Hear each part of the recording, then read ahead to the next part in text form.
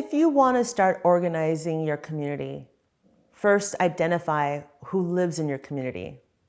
Who will support you on the issues and that you want to fight for?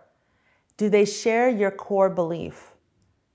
The easiest way to do that is to find your local PTSA, PTO, church, political party, even if it's a group like Moms Demand Action or green, like they're pushing for a greener county. If your beliefs are the economy, the land, if it's political, like when you're talking about social justice, there's a group like the NAACP, become a member of it. Meet the people who are already sharing your opinions and your voice and doing the work, and become a member of that. See if you can get what you believe in, what you're fighting for, also on the front line, because they already share that vision with you. To get it on the front line with their issues, which most likely they probably will if they already share the common belief with you. From there, you will build friendships.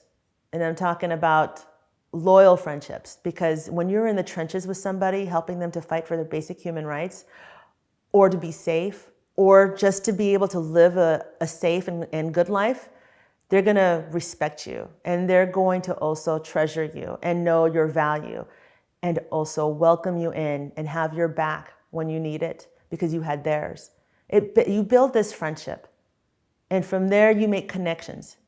You have to put yourself out there. You can't be afraid to speak up, because if you can't speak up, then you'll never be heard, and then your issues will never be taken care of. So find a way to speak up, and by joining those groups is one way. Then speak up at local town halls or supervisor meetings or school board meetings, and let the electeds get to recognize who you are and what you can do and who your friends are. Because then the electeds will start talking to you about what your concerns are. And also, when there's an election year, those electeds will know if you have their back or not, and who you're going to bring to make sure that your issues are being met. So start off with finding groups that already exist, and then work from there. It's really hard to build something from nothing. So you have to surround yourself with people who already support you, who are going to have your back to help you build that something.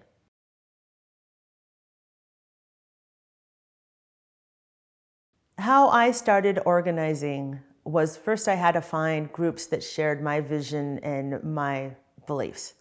That was finding a PTSA that agreed with protecting LGBTQ children, or being part of a church that was LGBTQ accepting, and finding organizations like the local Democratic Party or some elected officials that support protecting LGBTQ and immigrants.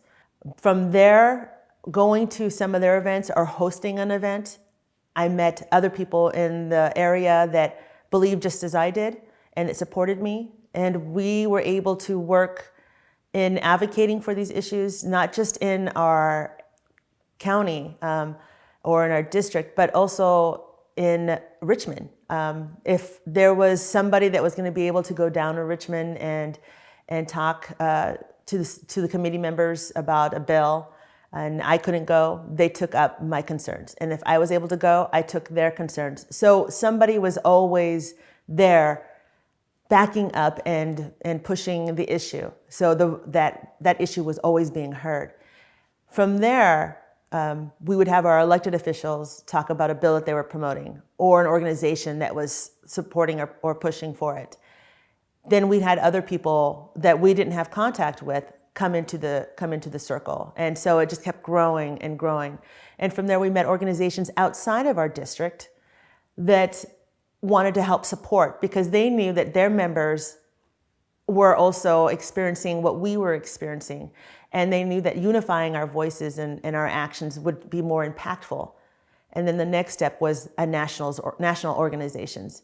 They would come down and help door knock or help fundraise or donate from my home, when we were helping Danica run in the 13th district to become delegate. I had busloads of people come in from DC. People fly in from other states and come and work to GOTV out of my house. I had one, on a 3-day period, I had 500 people come in and out of my house so that we can door knock, advocate, register voters, collect money, whatever we can do to get Danica Roem elected. And that was, for me, the most insane experience I've ever had because, eventually my toilet seat broke, but it was the result of that was that I got Danica Roem as my delegate. And it was just encouraging because we had people of all ages and all races and all beliefs come to Northern Virginia, come to the 13th District, come to the area of Princeton County that was extremely red and conservative and help fight and organize, not just for Danica, but for me.